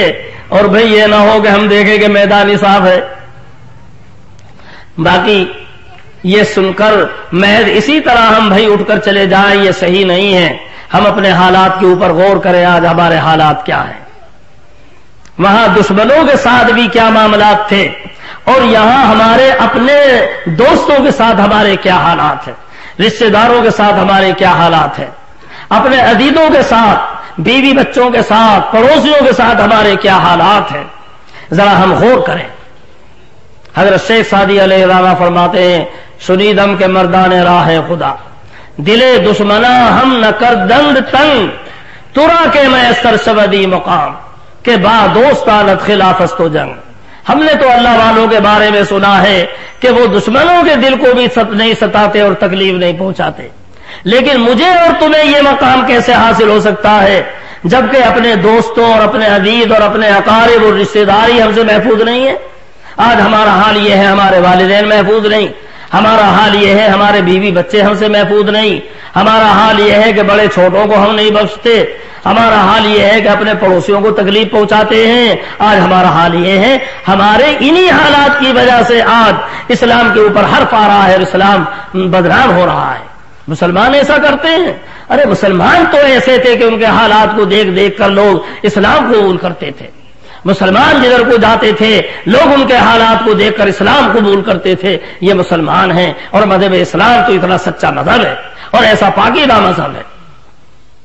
ہم یہاں سے عہد کر کے جائیں، آج اس مجلس سے عہد کر کے جائیں، انشاءاللہ ہم کسی کو تکلیف نہیں پہنچائیں گے، ہم سے کسی کو تکلیف نہیں پہنچے گی، ایک دوسرے کے کام آئیں گے، ایک دوسرے کو راحت پہنچائیں گے، ایک دوسرے کی خدمت کریں گے، لوگوں کے لیے گلاب بن کر رہیں گے، کانٹے نہیں بنیں گے، لوگوں کے لیے پھول گلاب کا پھول بنیں گے، لوگوں کے لیے کانٹے نہیں بنیں گے. پھر دیکھو کہ لوگ آپ کو اپنے سروں پہ اٹھاتے ہیں کہ نہیں. گلاب ہوتا ہے تو ہر آدمی آنکھوں سے لگاتا ہے، سر پہ رکھتا ہے، اور کانٹا آتا ہے تو دور پھینکتے ہیں. ہم اگر لوگوں کے لیے گلاب بنیں گے تو لوگ اپنے آنکھوں پہ سروں پہ رکھیں گے کہ نہیں رکھیں گے؟ ہم یہاں سے عہد کریں کہ انشاءاللہ ہم ہمارے ذریعے سے کسی کو تکلیف نہیں پہنچے گی، ہر کسی کو راحت پہنچائیں گے، ہر کسی کی خدمت کریں گے، یتیموں کے کام آئیں گے، بیواؤں کے کام آئیں گے، بڑوں کا اکرام کریں گے، چھوٹوں پر شفقت کریں گے، ہر کسی کی خدمت کریں گے. آپ حضرات یہ عہد کر کے جائیں تو انشاءاللہ ہمارا یہ جلسہ کامیاب. اور اگر آپ نے یہ عہد کر لیا تو آپ کے ذریعے آپ کے پورے جے پور کی فضا بدل سکتی ہے. آپ جب اپنے اپنے یہاں یہ عمل کریں گے آپ کے ذریعے سے پوری جے پور کی فضا بدل جائے گی انشاءاللہ. اور بھائی ان چیزوں کو باقی رکھنے کے لیے ضروری ہے کہ ہم کچھ اقدامات کریں، اپنے اپنے محلوں میں کوشش کریں، ایک ایک آدمی کو نمازی بنائیں، 100% نمازی بنانے کی کوشش کریں. ایک ایک آدمی نمازی ہوگا، دیندار ہوگا تو یہ فضائیں قائم ہوں گی. جو بچے ہمارے پڑھنے نہیں جاتے ان کو مدرسوں میں پڑھنے کے لیے بھیجیں، اپنے بچوں کو حافظ بنائیں، عالم بنائیں. ہمارے بچے حافظ بنیں گے، عالم بنیں گے، دین کا علم ان کے اندر آئے گا تو یہ اخلاق ان کے اندر آئیں گے. جب دین کا علم آئے گا تبھی تو اخلاق آئیں گے، دین نہیں آئے گا تو ان کے اندر اخلاق کیسے آئیں گے؟ اس لیے اپنے بچوں کو چاہے ہمیں فاقہ کرنا پڑے، چاہے بھوکا رہنا پڑے، محنت مزدوری کرنی پڑے، لیکن یہ طے کریں کہ اپنے بچوں کو ہمیں پڑھانا ضرور ہے، اپنے بچوں کو حافظ ضرور بنائیں گے، عالم ضرور بنائیں گے۔ اور جو بچے ہمارے اسکول کالجوں میں پڑھتے ہیں ان کی بھی دینی تعلیم کا انتظام کریں گے۔ اور جو نوجوان بچے نہ مدرسوں میں جاتے ہیں نہ مسجدوں میں جاتے ہیں، نوجوان شادیاں ہو گئیں، کئی مدرسوں میں جانے کے قابل نہیں، کاروبار شروع کر دیا، ان کے لیے شبیرہ مکاتب قائم کریں، اپنے محلے میں مسجد میں آدھا گھنٹہ وہ دے دیں، اور آدھا گھنٹے میں ان کو آپ قرآن پاک پڑھائیں اور بہشتی دیور پڑھائیں، طالب الاسلام پڑھائیں، تاکہ وہ بھی دین سے واقف ہو جائیں۔ ہمارے وہ نوجوان بچے کہ جن کا کوئی کاروبار بھی نہیں ہے، ایسے نوجوان بچوں کو سمجھائیں اور کسی نہ کسی کاروبار میں لگائیں، چونکہ جب کاروبار نہیں ہوتا سینکڑوں بیماریاں اس کے اندر پیدا ہو جاتی ہیں، کہیں برائی میں مبتلا ہو جاتا ہے، جرائم میں مبتلا ہو جاتا ہے۔ اس کا علاج یہی ہے کہ ان کو کاروبار میں لگا دیں، کسی کاروبار کو حقیر نہ سمجھیں، چاہے چھوٹا ہو یا بڑا ہو، محنت ہو یا مزدوری، چھوٹا موٹا کوئی بھی کام ہو کام کریں، ٹھالے نہ رہیں، کام کریں گے جرائم خود بخود ختم ہو جائیں گے۔ اسلام ٹھالے رہنا نہیں سکھاتا، گداگری نہیں سکھاتا، قوم پہ بوجھ بننا نہیں سکھاتا، محنت کا حکم دیتا ہے، تجارت کو عبادت قرار دیا ہے اسلام نے۔ التاجر الصدوق مع النبیین والصدیقین والشہداء والصالحین، امانت اور دیانت کے ساتھ تجارت کرنے والا قیامت میں انبیاء علیہ السلام کے ساتھ اٹھے گا، شہداء اور صالحین کے ساتھ اٹھے گا۔ محنت مزدوری کرنے والا آدمی فرما من امسا کان لم من عمل یدیہ امسا مغفورا، جو آدمی اس حال میں اس نے شام کی کہ اپنے ہاتھ سے کماتے کماتے تھک گیا، چکنا چور ہو گیا، فرمایا کہ اس کی تو بخشش ہو گئی۔ محنت مزدوری کرنا اتنی بڑی عبادت کہ اس کی بخشش ہو گئی۔ حضرت نبی اکرم صلی اللہ علیہ وسلم کے زمانے اقدس میں آپ کے سامنے ایک شخص آیا، سوال کیا، آپ نے فرمایا تیرے گھر میں کچھ ہے؟ کہا کہ جی کچھ نہیں۔ بھائی کچھ تو ہوگا؟ کہ جی ایک تو میرے گھر میں پیالہ ہے اور ایک ٹاٹ کا ٹکڑا ہے، اسی ٹاٹ کو بچھا لیتے ہیں اور رات کو اسی کو اوڑھ بھی لیتے ہیں، وہی بستر ہے وہی بچھونا ہے، اور وہ پیالہ ہے اسی میں کھانا کھا لیتے ہیں، اسی میں وضو کر لیتے ہیں۔ فرمایا کہ دونوں کو لے آؤ۔ آپ نے دونوں کو منگایا اور آپ نے بولی بول دی، 2 درہم میں اس کو فروخت کر دیا اور 2 درہم اس کے حوالے کیے، اور فرمایا کہ 1 درہم کا آٹا خریدو، گھر میں ڈالو بیوی کے پاس، اور 1 درہم کی کلہاڑی خرید کر لاؤ۔ چنانچہ اس نے 1 درہم کا آٹا خرید کے بیوی کو دیا اور 1 درہم کی کلہاڑی خرید کر لے کر آیا۔ نبی اکرم صلی اللہ علیہ وسلم نے اپنے دستے مبارک سے اس کے اندر بنٹا لگا دیا، دستہ لگا دیا، اور فرمایا کہ اس کو لے کر جاؤ، جنگل میں جاؤ اور جو خضرو لکڑیاں ہوتی ہیں ان کو کاٹ کر لاؤ، بازار میں بیچو، اور اتنی محنت سے کام کرنا، دیکھو 15 دن تک میں تمہاری صورت نہ دیکھوں، میرے سامنے بھی آنے کی اجازت نہیں۔ چنانچہ 15 دن تک وہ لکڑیاں کاٹتا، بازار میں بھیجتا اور جاتا اور آتا، اتنی محنت کی کہ جب 15 دن کے بعد میں آیا تو چہرے پر خوشی کا اثر، اور آ کے خوشی خوشی بتایا حضرت جی اتنا آٹا خرید کے گھر میں ڈال دیا، اتنا غلہ ڈال دیا، گھر والوں کے کپڑے بنا دیے، اپنے بھی کپڑے بنا لیے، اور اب اتنے پیسے میرے پاس موجود بھی ہیں۔ آپ نے فرمایا تمہاری یہ حالت پہلی حالت سے زیادہ اچھی ہے۔ تو اسلام گداگری نہیں سکھاتا، اس لیے اپنے نوجوانوں کو کام کا عادی بناؤ۔ اپنے محلے میں دیکھو جو ہمارے نوجوان ایسے ہیں کہ وہ کسی کام میں نہیں ہیں، وہ برائیوں میں مبتلا ہو جاتے ہیں، سمجھا بجھا کر کسی کام پہ لگاؤ، کسی کام کو بھی حقیر نہ سمجھے، چاہے چھوٹا ہو یا بڑا ہو، کام میں لگاؤ، اللہ میں اسی میں روزی دیں گے۔ اس طرح ہمارے نوجوانوں سے جرائم ختم ہوں گے، برائیاں ختم ہوں گی۔ تو بڑوں کو نمازی بنانے کی محنت، بچوں کو مدرسوں میں بھیجنے کی محنت، اور یہ طے کرنا کہ اپنے بچوں کو 100% پڑھانا ہے، چاہے کچھ بھی کرنا پڑے، محنت مزدوری کریں، فاقے کریں، لیکن اپنے بچوں کو پڑھائیں گے۔ اسکول کالجوں میں پڑھنے والے بچوں کی دینی تعلیم کا انتظام بیاہ شادیوں کو سنت کے مطابق کرنے کا اہتمام، بیاہ شادیاں کریں گے سنت کے مطابق کریں گے، دکھاوا نہیں کریں گے، لمبی چوڑی بارات نہیں منگائیں گے، اور فلم شادی نہیں ہوگی کہ فلمیں بنائی جا رہی ہیں، گانے بجانے نہیں ہوں گے، اس طرح سادہ طریقے پر بیاہ شادیوں کا انتظام کریں گے۔ یہ چند باتیں ہیں، اگر ان پر عمل کیا انشاءاللہ ہماری حالت درست ہوگی، ہماری بستیوں کی حالت درست ہوگی، ہماری آنے والی نسلیں ان کی حالت درست ہوگی، اور یہ آنے والی نسلیں بن گئی تو سمجھو قوم بن گئی، اور آنے والی نسل بگڑ گئی تو پوری قوم بگڑ گئی۔ اس لیے اپنے آنے والی نسلوں کی فکر کرو۔ میں سمجھتا ہوں کہ آپ حضرات نے انتہائی محبت اور شفقت کے ساتھ، بہت محبت کے ساتھ ساری باتیں سنی ہیں، اور اس نیت سے سنی ہے کہ انشاءاللہ ہمیں ان ساری باتوں پہ عمل کرنا ہے، اور جب ان سب چیزوں پہ عمل کریں گے تو انشاءاللہ ہمارے حالات بدلیں گے، محلوں کے حالات بدلیں گے، اور شہر کے حالات بدلیں گے۔ کیوں بھائی بتاؤ، 100% ان سب باتوں پر عمل کریں گے کہ نہیں؟ انشاءاللہ انشاءاللہ آواز ابھی کم آئی پیچھے سے، بھائی عمل کریں گے سب پہ نہیں؟ ماشاءاللہ، واہ واہ واہ واہ۔ اللہ تعالیٰ ہم سب کو عمل کرنے کی توفیق عطا فرمائے۔ بھرے مجمع میں آپ نے آپ نے وعدے کیے ہیں، اور اگر آپ پکے ارادے کریں گے اور ابھی سے محنت کرنا شروع کریں گے، کچھ مشکل نہیں ہے کہ ہمارے حالات بدلنے شروع ہو جائیں، اور انشاءاللہ ہماری حالت بدلے، ہماری قوموں کی حالت بدلے، آنے والی نسلوں کی ہماری حالت بدلے، انشاءاللہ نقشہ ہی کچھ اور ہو جائے گا اگر ان چیزوں پر عمل کیا۔ لیکن ایسا نہیں کہ یہاں سے اٹھ کر جائیں اور رات کو سوئیں اور صبح کو اٹھتے تو سب بلا دیا اور پھر وہی حالت شروع ہو جائے، ایسا تو نہیں ہوگا نا انشاءاللہ۔